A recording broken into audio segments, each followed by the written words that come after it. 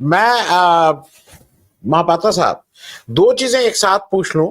एक तो Elon Musk ने ये कहा है कि वे ट्रम्प जी के लिए कि आपके पास, इनके पास 3.5 साल बचे हैं, मेरे पास 40 साल हैं। वो इस तरह का स्टेटमेंट दिया है।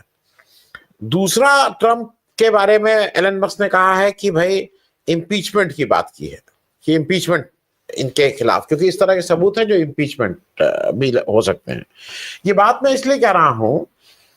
कि, और इस जो आज हम लोग विषय था,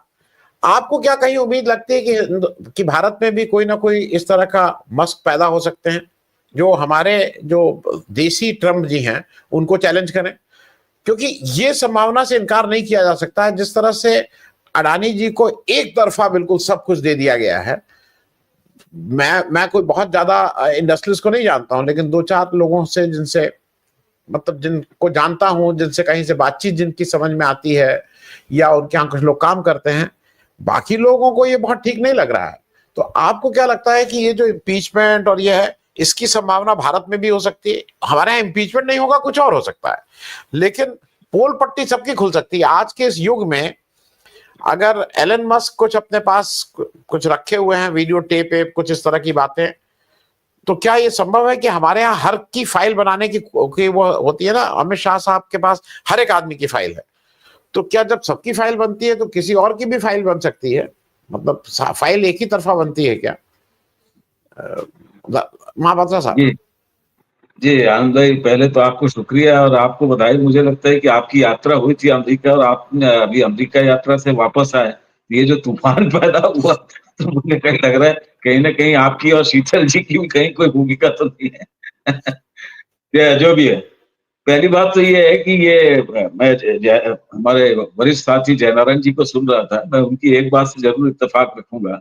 जो बात आपने शुरुआत में कही कि ये जो होड़, ये जो प्रतिस्पर्धा है कि कौन बड़ा मिस्चीफ है, डोनाल्ड ट्रंप या हमारे देश के नेता, तो मैं भी उसमें उनके साथ ज्वाइन करना चाहूंगा कि देश के मतलब राष्ट्रभक्ति का सवाल है ये। तो उस नजरिए से जो है इस प्रतिस्पर्धा में जो है हम हमारे नेतृत्व को पीछे नहीं छोड़ सकते, और दोनों के होड़ में जो है वो कोई 19 कोई 20 नहीं है, दोनों बराबर है। एक दूसरी बात, जहां तक बात है कि ये पूरा जो अभी अमरजीत जी ने बड़े विस्तार के साथ उस पर रोशनी डाली और उसके पहले झा साहब को भी मैंने सुना। असली बात ये है कि ये जो ट्रंप और मस्क के बीच में जो कुछ भी हो रहा है, आपने ये कहा कि ट्रंप ने ये इम्पीचमेंट तक जा सकता है, बहुत सारी चीजें होंगी, हमारे यहाँ भी होगी, निश्चित रूप से होगी। गौतम अदानी जो है कोई दूध के धुले नहीं है, और ये सरकार, मैं तो स्पष्ट रूप से व्यक्तिगत रूप से ये मानता हूँ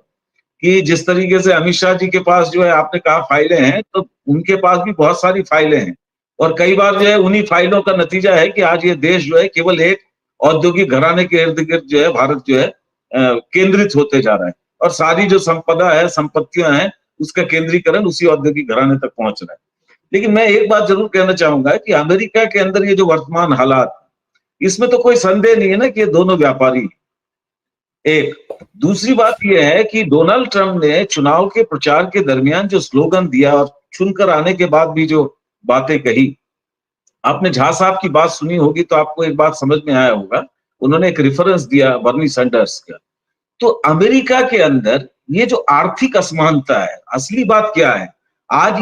ये जो सवाल है, ये जो so called globalisation, liberalisation, privatisation जिसकी शुरुआत हुई, और ये थैचर रीगन के पॉलिसी के रूप में पूरी दुनिया में आई, आज पूरी दुनिया में इस बात पर भी ये बहस चल रही है कि क्या ये सो कॉल्ड ग्लोबलाइजेशन अब इरेलेवेंट हो गया, या सो कॉल्ड लिबरलाइजेशन अब इरेलेवेंट हो गया। क्यों? क्योंकि उस समय ये नारा था कि world is a global village, इसलिए जो है पूंजी की आवाजाही पर कोई प्रतिबंध नहीं होना चाहिए। लेकिन ये जब डोनाल्ड ट्रंप ने जो है जब ये टैरिफ वॉर शुरू किया, तो फिर ये सवाल आया कि भाई अगर आप टैरिफ वॉर, आप दुनिया के दूसरे देशों को बोल रहे हो अपने बाजार आप हमारे लिए खोल दो, लेकिन जब दूसरे देशों से जो है सामान आ रहा है तो आप उसको अपने यहाँ रेस्ट्रिक्ट कर रहे हैं। तो कारण क्या है? मैं ये नहीं मानता कि ये जो है ग्लोबलाइजेशन, लिबरलाइजेशन, प्राइवेटाइजेशन का जो पॉलिसी है आज वो जो है रिट्रीट हो रहा है, या ये जो है उसको पीछे मैं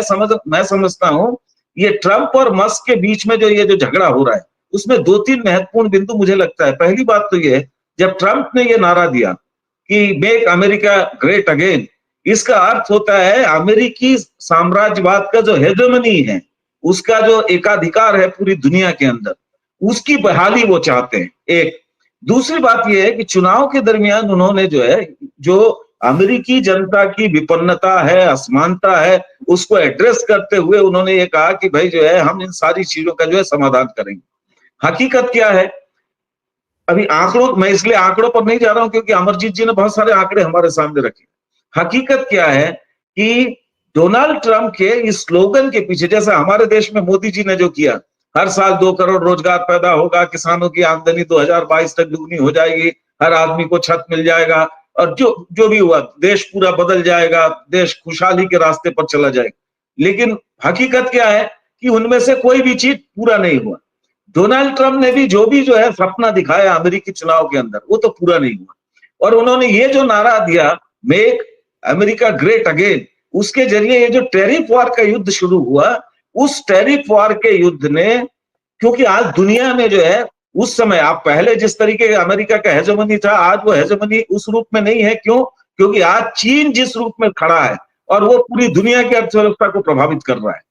उस नजरिए से आप केवल ये स्लोगन देकर, केवल टैरिफ वॉर, क्यों ट्रंप को रिट्रीट करना पड़ा? उसका एग्जाम्पल जो अमरजीत जी ने दिया कि खुद गोल्डमैन सेक्स हो, जेपी मॉर्गन हो, उन्होंने पब्लिक डोमेन में क्या कहा कि ट्रंप ने जो भी नारा दिया होगा अपने वोटर्स को खुश करने के लिए कि और हम जो है अब यहाँ एम्प्लॉयमेंट बढ़ेगा, इंडस्ट्रियलाइजेशन होगा, इंडस्ट्रीज आएंगी, हम अपने देश के अंदर सारी चीजों को उत्पादन करेंगे। लेकिन बुनियादी बात यह है कि वो भौतिक हकीकत से उसका कोई संबंध ही नहीं है, और इसीलिए उसने रिट्रीट किया। तो अमेरिकी जनता के, वो जनता जो विपन्नता और असमानता के कारण इस ट्रंप के स्लोगन से प्रभावित होकर ट्रंप के साथ खड़ी थी, आज पूरी तौर पर जो है डिस्क्रेडिटेड हो गए हैं डोनाल्ड ट्रंप उसी जनता के बीच में। तो ट्रंप के नीतियों के खिलाफ उसी अमेरिकी जनता के अंदर गुस्सा पैदा हो रहा है। क्यों? क्योंकि उनको वो अवसर मिलना नहीं है। नारा जरूर दिया लेकिन हकीकत में ऐसा हो नहीं रहा। दूसरा, एलन मस्क ने, ये तो सच है कि एलन मस्क के सारे इन्वेस्टमेंट ने जो है ट्रंप को ट्रंप बनाया। हमारे देश में भी वही हकीकत है, और हमने यही देखा चुनाव के दरमियान जो है हमारे प्रधानमंत्री जो है वो अदानी की हवाई जहाज में घूमते थे, और चुनाव जीत कर आने के बाद जो है भारत सरकार के हवाई जहाज में जो है गौतम अदानी जी घूम रहे थे। तो अमेरिका के अंदर भी ये क्लैश ऑफ इंटरेस्ट है। डोनाल्ड ट्रंप खुद व्यापारी है। दूसरा, एलन मस्क को जो नुकसान हो रहा है ट्रंप की नीतियों के कारण, और साथ ही साथ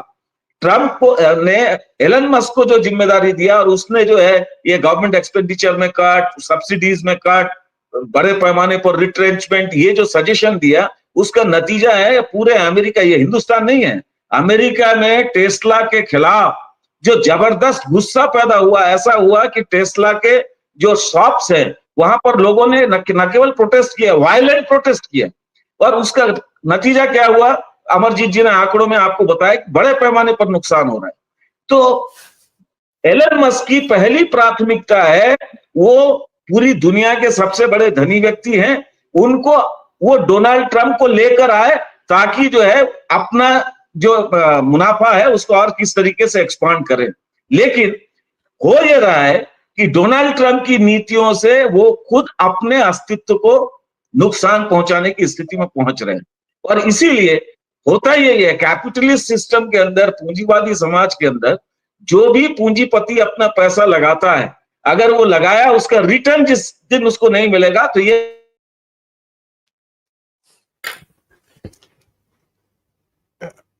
धनराज साहब का शायद, और उस आधार में, जी, उस आधार पर जो चीजें घट रही है, मुझे लगता है कि उस अनुरूप इसको देखना चाहिए। दूसरी बात, जहां तक भारत का सवाल है, आपने जो बात की कि भारत के अंदर इसकी क्या संभावना है,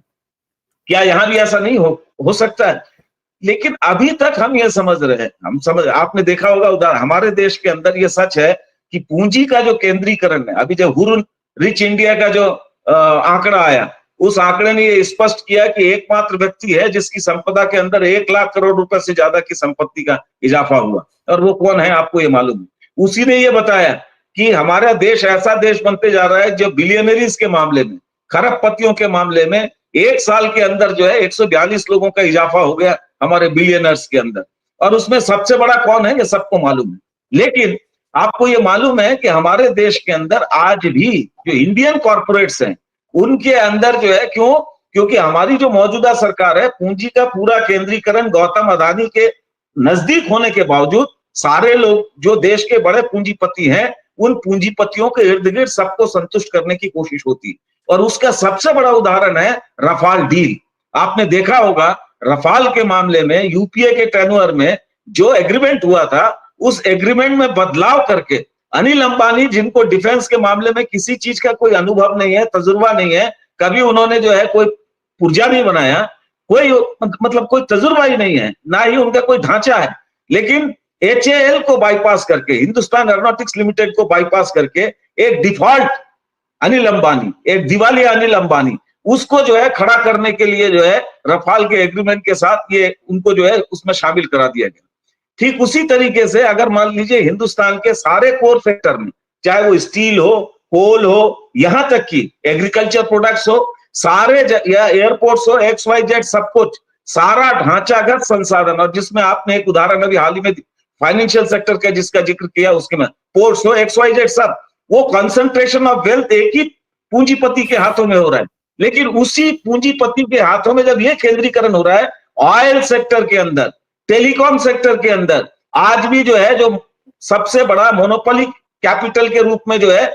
दूसरा एक जो आइकॉन खड़ा है वो है मुकेश अंबानी। तो वो सबको, तो मैं समझता हूं अमेरिका के अंदर ये जो क्लैश ऑफ इंटरेस्ट जिस रूप में हो रहा है, भारत के अंदर अभी वो क्लैश ऑफ इंटरेस्ट उस रूप में दिखता नहीं है, क्योंकि भारत की मौजूदा सरकार, वो अनिल अंबानी हो, मुकेश अंबानी हो, गौतम अदानी को पूरी तौर पर मदद करने और पूरे वेल्थ का कंसंट्रेशन और सेंट्रलाइजेशन के बावजूद हिंदुस्तान के सारे पूंजीपति सरमायादार को उसी रूप में संतुष्ट करने की कोशिश कर रही। तो इसीलिए वो कॉन्ट्रडिक्शन जो अमेरिका के अंदर दिख रहा है, अभी भारत के अंदर उसका प्रतिफलन उस रूप में नहीं दिखता। लेकिन एक बात जरूर है,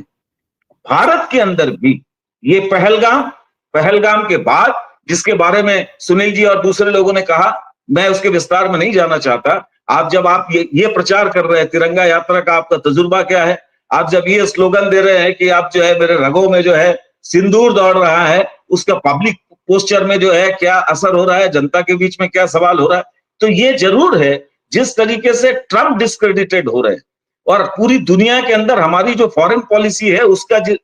मतलब मैं तो ये शब्द इस्तेमाल नहीं करूंगा, लेकिन हकीकत ये है पहलगाम के बाद हमने जो एक्शन लिया, इजराइल और अफगानिस्तान, एक बात, दोनों रिएक्शनरी प्रतिक्रियावादी मुल्क, उसके अलावा दुनिया के किसी देश ने भारत का समर्थन नहीं किया। तो इसका मतलब है हमारी सरकार जो है, जो कल तक सवाल पूछने पर लोगों पर जो भी प्रकरण दर्ज करा रही है, अभी भी इस पूरी प्रक्रिया में हो रहा है कि हम जो है फैज की जो कविताएं हैं हम देखेंगे, लाजिम है हम देखेंगे, गाने पर भी जो है FIR दर्ज हो रही है, लेकिन उसके बावजूद लोगों का उनसे सवाल बढ़ रहा है। यानी इस सरकार के खिलाफ भी लोगों का जो गुस्सा है, लोगों का जो सवाल है, वो सवाल तेजी के साथ उभर कर सामने आ रहा है।